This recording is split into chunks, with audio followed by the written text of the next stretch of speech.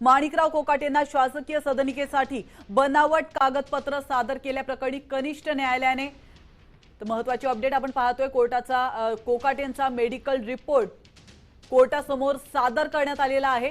कोकाटेंचा medical report कोर्टासमोर ठेवण्यात आलेला आहे। महत्त्वाची अपडेट आपण पाहतोय।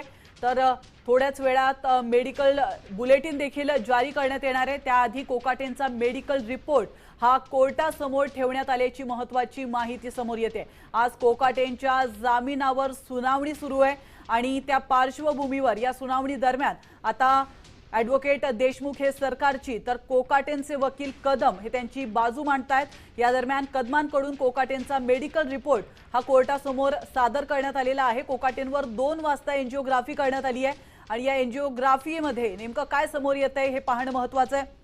याविषयी अधिक माहिती देण्यासाठी आपल्या प्रतिनिधी रुपाली बडवे आपल्यासोबत जोडले गेलेले आहेत।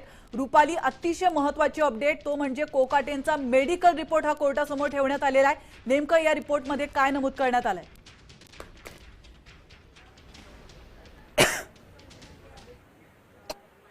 माणिकराव कोकाटे यांच्यावरती लीलावती रुग्णालयामध्ये उपचार चालू आहेत। मागील 2 ते 3 दिवसापासून ते रुग्णालयामध्ये उपचार घेत आहेत।